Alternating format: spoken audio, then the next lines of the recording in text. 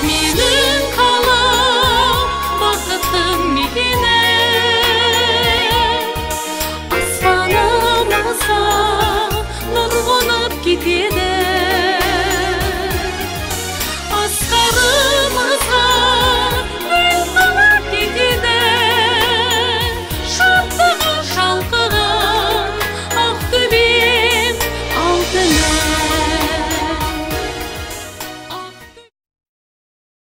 Ақтөбе батыс Қазақстандағы ірі мәдени орталық. Онда ондаған оқу орындары бар. Солардың ішіндегі ең көрнектілері және бұрыннан келе жатқандары ашылғанына биыл 80 жыл толған педагогикалық училище мен кооперативтік техникум, мемлекеттік медициналық академия, Құдайберген Жұбанов атындағы университет. В Актюбинске, где прежде грамотный человек был такой же редкостью, как колодец в пустыне, сейчас работают тысячи ученых, врачей, инженеров, педагогов.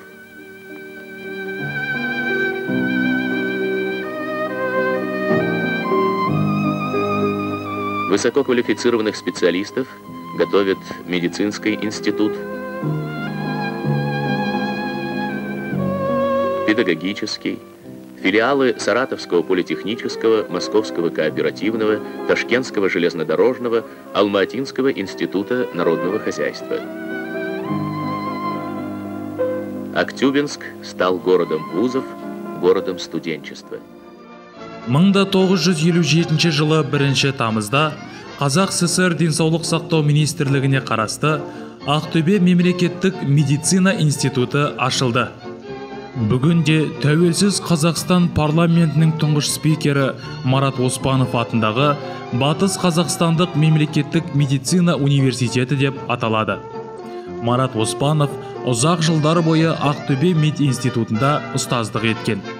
Первым ректором нашего института был Алмагамбет. Біздің институттың алғашқы ректоры Алмагамбет Бекешұлы Дайыров болды. Жан-жақты ұйымдастырушылық қабілеті жоғары жан еді. Бәрі оны жақсы көретін, айтқанын екетпейтін. Ол тамаша педагог, керемет оташы болатын. Алғашқы оқытушылар Валентина Васильевна Морозова, Мағжан Шойғаевич Баширов, сосын Софья Наумовна Гордина, Гурий Яковлевич Красношлыков, Вадим Алексеевич Пищиктер болды. Көрнекті білікті ұстаздар арасынан Халида Есенқұлқызы Маманованы айрықша айтар едім. Ол қазақ қыздарының ішіндегі бірінші патологиялық анатомия маманы, профессор болды. Халида Есенқұлқызы Алматы медициналық институтын бітірген. Алайда ол кісінің бала кезінен тағдыры қиын болды. Оның әкесі, туған туысы сол кезде Байғұлақ атанған ауқатты кісілер болды. Олар меценаттықпен айналысты. Олар өз қаржысына Мамания мектебін ашты. Онда Ильяс Жансүгіров сияқты кейбір көрнекті тұлғалар оқыды. Мектеп балаларға тамаша білім берді. Бір өкініштісі, үкімет бұл еңбекті бағаламады. 1928 жылы атанасы репрессияға ұшырап, Орынборға жер аударылды. Халида Есенқұлқызы Маманованың әкесі туберкулез ауруынан көз жұмды. Отбасы қалаға қайта оралып, анасының тігіншілікпен тапқан мардымсыз тиын тебенімен жадау тірлік кешті. Халида Есенқұлқызы Маманова өте өткір бала болатын. Жасынан жоғары білім алу үшін жанын салады. Медициналық курстарды бітіреді. Ата-анасының қуғын сүргінге ұшырағанын білген соң, оны комсомол қатарынан шығарып тастады. Бұл оның техникумнан шығып қалуына негіз болады. Ее исключили из комсомола. Это означало механически она выбывает из техникума. В 1941 году она уходит. 1941 жылы ол соғысқа кетеді. Уыздай жас қыз, ересек адамдармен қатар шайқасқа қатысады. Ол кейін естеліктерінде өмірімдегі есте қалатын сәт Сталинградты қорғаған үшін медалін алғаным дейтін. Ол соғысқа қатысу арқылы еш жазығы болмаса да, ата-анамды күнәсінен арылтам, сөйтіп өзімнің арымның тазалығын дәлелдеймін деп ойлады. Ол соғысты Австрияда тамамдап, қолынан жарақат алып, Қазақстанға қайтады. Но она в Австрии получила ранение в руку и вернулась в Казахстан. Преследования продолжались. Соңынан аңдуды қоймайды. Ол өзінің бұрынғы курстастары Клавдия Васильевна Мельникова, Анна Тимофеевна Стародубова және Алмағамбет Бекешұлы Дайыров көмектеседі. Олармен бірге оқыған болатын. Дайыров оны қызметке алады. Ол дүниеден озғанша біздің институтта қызмет жасады. Керемет адам еді. Оның студенттерге ықпалы зор болды. Біздің ұлттық мәдениетке, ұлттық музыкаға деген қызығушылығымызды оятуға тырысты. Домбыра оркестрін ұйымдастырды. Ол біз үшін жаны кіршіксіз таза, ғалым, педагог ретінде ғажайып үлгі өнеге көрсетті. 1966 жылы Ақтөбе физика-математика, қазақ және орыс тілінде оқытатын филология сияқты екі факультеттен тұратын педагогикалық институт ашылды. И вот я стала с 75 по 82 год заведующей облану. 1975-1982 жылдарда мен облыстық оқу бөлімінің меңгерушісі болып қызмет жасадым. Облыстық оқу бөлімінің есебін даярлау үшін барлық алыс аудандарды аралап қайттым. Келген соң мен, Василий Андреевич, осындай аудандардағы мектептерде болдым. Әсіресе қазақ мектептерінің қалысын көтермейді дедім. Содан не керек? Мектеп салуға кірісіп кеттік. Менің кезімде Байғанидегі Крупскаяда, Сағызда, Оймауытта, Алтай, Абай кеңшарларында мектеп салынды. Оймауытта 40 күн іс сапарда болдым. Дене тәрбиесі, химия пәндерінің мұғалімдері жетіспеді. Дене тәрбиесі пәні мұғалімдерін Оралдан, химия пәні мұғалімдерін Шымкенттен шақырттық. Біз неге 4 факультетпен шектелеміз? Математика, орыс тілі, тарих бар осы ғана. Химия зауыты жасап тұр ма? Жасап тұр. Химия факультетін ашуға болады. Жабық стадионымыз бар ма? Бар. Дене шынықтыру факультетін неге ашпасқа? Сіздің арқаңызда темір ауыл шаруашылығы техникумы жақсы жұмыс істеп тұр. Мен сол техникумды сырттай бітіргенмін. Оқытушылар шетінен мықты. Биология факультетін ашуға болады. Әлі күнге осы факультеттер ашылған жоқ. Бүгінгі күні 7 спортшымызды Шымкент, Қызылорда, Орал шақырып алып кетті. Не болды дейсіз бе? Олар 10 жылдан бері баспанасы жүр екен. Тағы 5-еуінің кететін ойы бар. Ертеңнен қалдырмай мұндайға жол беруге болмайды. Забрали Уральск. А что случилось? У них не было 10 лет квартиры. 5 хотят уехать. Завтра же остановите. Кейінірек жаңа факультеттер ашылды. Шет тілдер, жаратылыстану, дене тәрбиесі, тарих, қазақ филологиясы, жалпы техникалық білім беретін пәндер және еңбек факультеттері ашылды. 1990 жылы институтқа Құдайберген Жұбановтың аты берілді. 1996 жылы пединститут Құдайберген Жұбанов атындағы мемлекеттік университет болып қайта құрылды. 1974 жылдың 1 қазанында Советтер одағындағы жалғыз ұшқыш инженерлер даярлайтын азаматтық авиацияның жоғарғы ұшқыштар училищесі ашылды. 2003 жылдың шілдесінде 2 мәрте Кеңестер одағының батыры Талғат Бегелдинов атындағы әуе қорғаныс күштерінің әскери институты болып өзгерді. Ұшқыштар училищесі түлектерінің көбін халықаралық авиажолдарынан кездестіруге болады. Олардың басым көпшілігі экипаж командирлері. Об училище самые теплые воспоминания, потому что было очень нелегко учиться. Училищені сондай бір жылы сезіммен еске аламын. Өйткені онда оқу оңай болған жоқ. Талап өте қатаң болды. Кейін азаматтық авиацияға барған жігіттер үшін қалай болғанын қайдам. Турасын айтсам, әсіресе әскер қатарына барғанда біздер әскери ұшқыштар даярлайтын училищелердің түлектерінен бір саты жоғары тұратынбыз. Әсіресе ұшуға қатысты базасы мықты болды. Ұшу теориялық дайындық жағына келгенде ешкіммен қалыспадық. Қазір маған бірден үйренудің қажеті шамалы. Көп болса, жаңа самолеттердің кейбір ерекшеліктерін білуге тура келетін шығар. Ал училищенің берген білімі жеткілікті болды. Жігіттер еліміздің барлық аймақтарынан болды. Магаданнан бастап Орта Азияның барлық жерлерінен, Калининград, Ялта, Мәскеу бүкіл одақтан келіп оқитын. Оған қоса 5-ші ротада Венгриядан келгендер оқыды. Өте жақсы қарым-қатынаста болдық. Ұшқыш болғысы, оқығысы келетіндер училищеге түсу үшін қаншалықты тер төгу қажеттігін білетін. Ал Ақтөбе әскери ұшқыштар даярлайтын училищенің ұшқыш деген дипломын алудың өзі кім екеніңді білдіретін. Бұл кәдімгідей үлкен дәреже болатын. Училище түлектерінің қандай жағдайда да өлсем де Авлуганы ұятқа қалдырмаймын деп ылғи айтып жүретін әзілі болатын.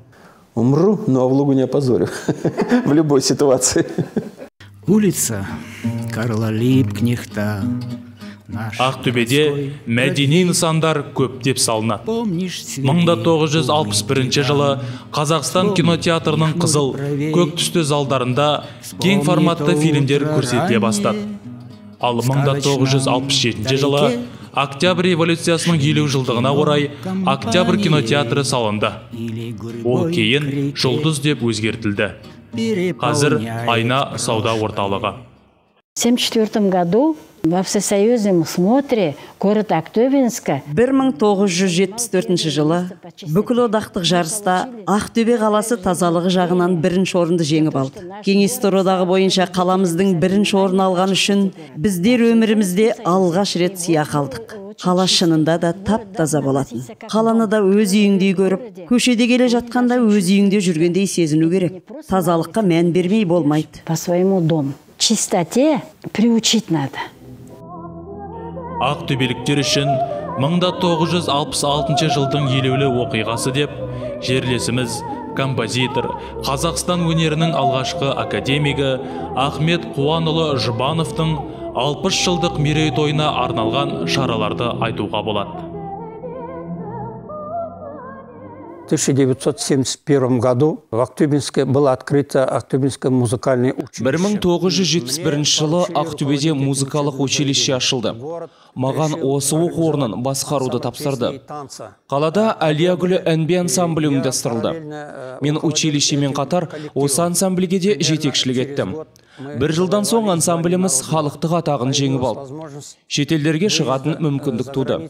1988 жылы Египетте өткен дүниежүзілік әнби ансамбльдерінің фестиваліне бардық.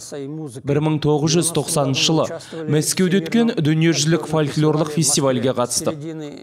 90 жылдардың ортасында хореограф Шолпан Айнабекова келіп, осы ансамбльдің жұмысын жалғастырды. Қазір бұл ансамбль қаладағы ең көп гастрольге шығатын ұжым.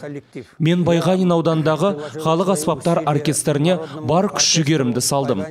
Осы оркестрдің негізінде облыстық құрама оркестрін құрып, республикалық фестивальге қатысып бірінші орынды жеңіп алдық. Оркестр халықтық атағын алып, Қазанғап атындағы оркестр болып аталды. Ешқандай қиындықтарға қарамастан, Ақтөбеде алғаш рет кәсіби қазақ халық аспаптар оркестрі құрылды. Ахмет Қуанұлы Жұбановтың 100 жылдық мерейтойы кезінде оркестрге оның аты берілді. Ол кезде филармония көркемөнерпаздар ұжымы деңгейінде болды. Халық таланттарынан құрылған бірнеше ұжым бар еді. Филармония была на уровне художественной самодеятельности. Были несколько коллективов талантов народных. Олардың қатарында жұртқа жақсы таныс әншілер Геннадий Шульга, Ерсайын Елубаевтар, күйші Сұлтанғали Дәрбаев атап кетуге болады. Олар жыл бойы гастрольдік сапарда жүретін. Ол кезде филармония шаруашылық есепте болатын. Ақшаны осылай жолмен табатын. Өздерін өздері қаржыландыратын. 2003 жылға дейін филармонияның өз ғимараты болған жоқ. Қазір музыка мәдениетін кәсіби тұрғыда көтеруге мол мүмкіндік туды. Филармонияда қазір 4 үлкен музыкалық ұжым бар. Қазақ халық аспаптар оркестрі, камералық хор, камералық оркестр және Аққу би ұжымы. Ақтөбе жері әлемге 2 ғарышкер сыйлады. Олар Виктор Иванович Пацаев және Юрий Валентинович Ланчаков. Виктор Иванович Пацаев Кеңес одағының батыры. Орбиталық станцияда ұзақ уақыт болған әлемдегі тұңғыш ғарышкер сынаушы. Союз 11 ғарыш кемесінің экипажы Добровольский, Волков және Пацаев. Атамзат тарихында алғаш рет ғарыш кемесі Салют орбиталық станциясымен тоғысты. Виктор Иванович Пацаев салмақсыздық жағдайында дәнді дақылдардың өсіп өнуін қадағалады. Орион телескопымен жұмыс істеді. Виктор Иванович өзінің туған күнін ғарышта атап өткен алғашқы адам. Оның әкесі Иван Пацаев 312 атқыштар дивизиясының жауынгері. Соғыстың басында Мәскеуді қорғау кезінде қаза тапқан. Ақтөбеліктер біздің жерлесіміз ғарышқа ұшқанда шаттыққа бөленді. Жүректері дүрсілдеп, космостан жеткен әрбір хабарға құлақ түрді. Ер жүрек ұлтың қазасы туралы естігенде қайғыдан қара жамылды. На пыльных тропинках далеких планет останутся наши следы. Ланчаков Юрий Валентинович екінші ақтөбелік ғарышкер. Юрий Гагарин атындағы ұшқыштар даярлайтын орталықта отряд командирі, Ресей батыры. Юрий Ланчаков ғарышқа алғаш рет 2001 жылы Эндевер кемесімен, 2002 жылы Союз ТМА кемесімен ұшты. 2008 жылдың қазанынан 2009 жылдың сәуіріне дейін Ланчаков ұзақ мерзімді негізгі экспедиция құрамында болып, ғарышта Союз ТМА 13 станциясының экипаж командирі және порт инженері болып жұмыс жасады. 1967 жылдың 5 қаңтарында Ақтөбеде балалар шет-шегі жоқ жұлдыздар әлемін тамашалай алатын республикадағы алғашқы планетарий үйі ашылды. Қасындағы кім? Бұл ғарышкер Леонов. Ол кісі алғаш ашық ғарышқа шыққан адам. Сен онымен қайда кездестің? Мен жұлдызды қалашықта болғанмын. Балалар космосқа атты конкурсінде қатысқанмын. Конкурсте ғарышкер Леоновтың ғарыштан келгеннен кейінгі салған суреттер туралы айттым. Я стала жить с 62 года в городе Актюбинска. С 63 года я поступила работать в музей. Мен 1963 жылдан бері Ақтөбеде тұрамын.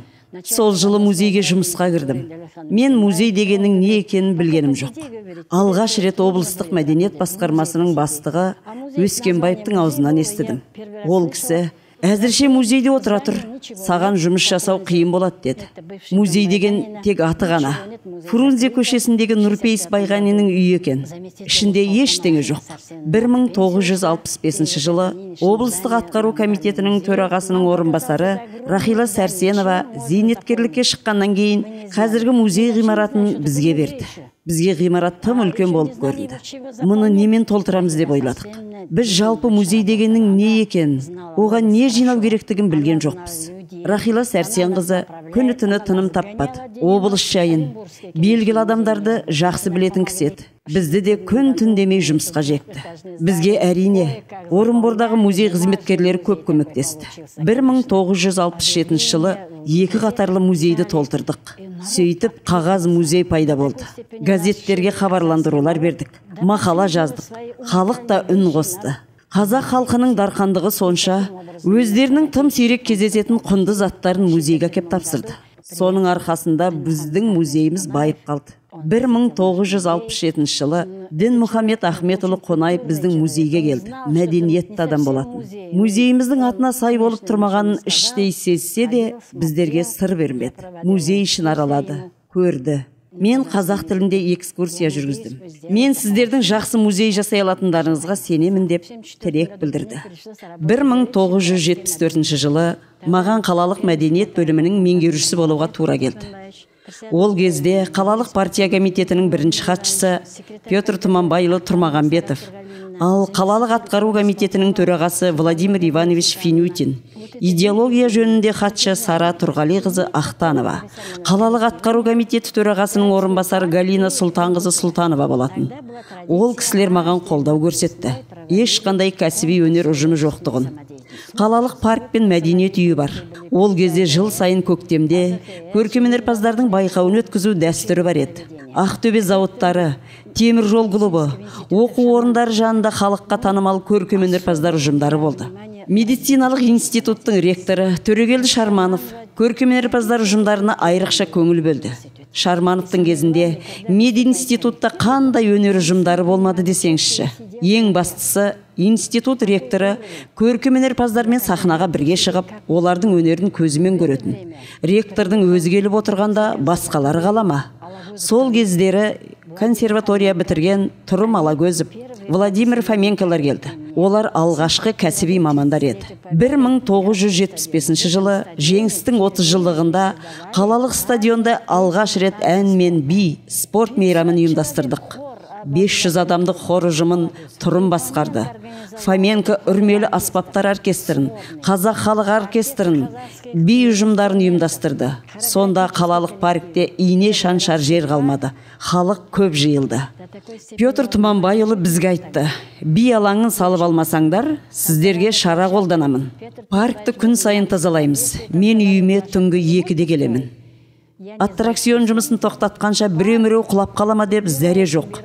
Ертеңгілік ерте келіп тазалығын тексеріп, қабылдап алу керек. Петр Тұманбайұлы үйінен жұмысқа дейін парк арқылы жаяу жүретін. Егер қандай да бір қоқыс, бос бөтелке көзіне түссе, бірден мен шақырып алады. Ильясова, бөтелкені жинап ал дейтін. Ол кезде талап қатаң болатын. И он обязательно через парк ходит. Если какой-нибудь мусор или бутылка, сразу меня вызывает: Ильясова, он иди свою бутылку собирай. Вот такой был спрос у нас. Ақтөбе жерінің даңқын облыс экономикасын өрге тартатын еңбекқор, әрі белсенді адамдар ғана емес, көптеген атағы алысқа кеткен талантты, білімді, мәдениетті тұлғалар да шығарған. Олардың ішінде ғалымдар да, жазушылар да, мәдениет пен өнер қайраткерлері де бар.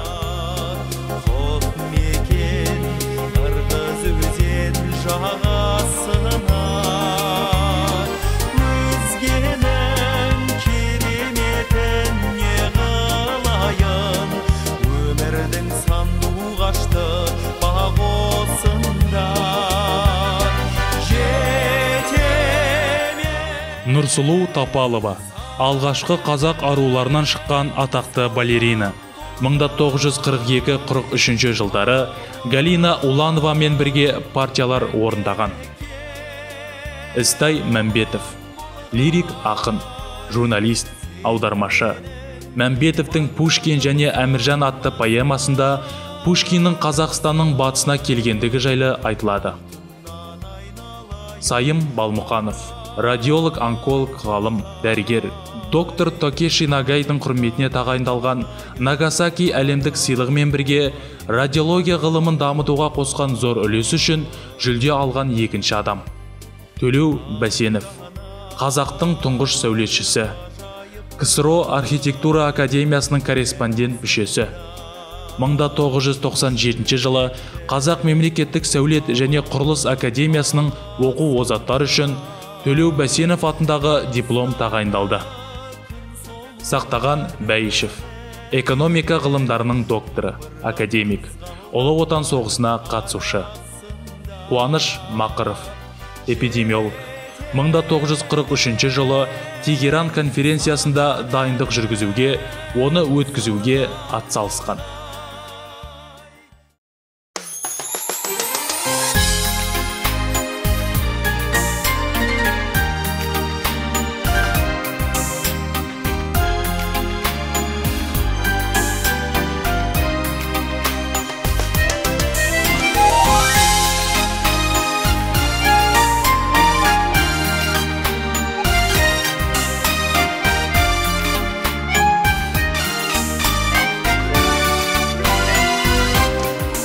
Есть на свете заветное место, и прекрасней его не найти,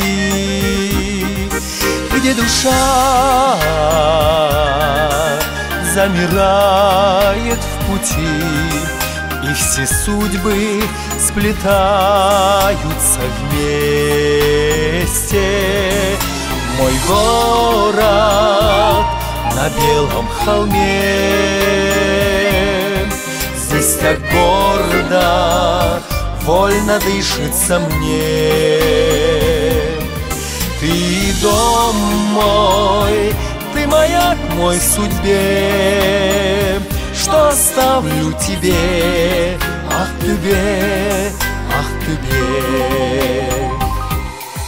Сколько лет мы с тобою знакомы, как ты вырос, расцвел, мой родной. Расскажи, как в дороге степной стал для всех нас одним общим домом.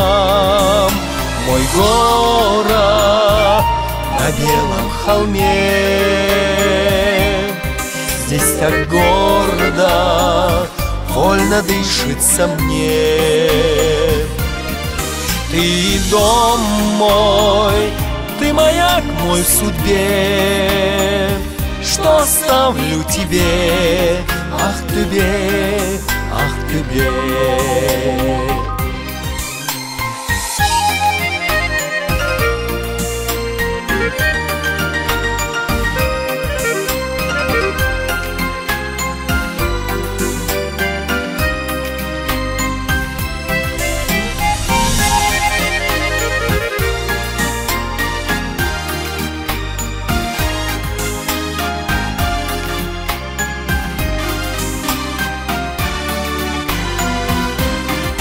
Помоги мне душой отогреться,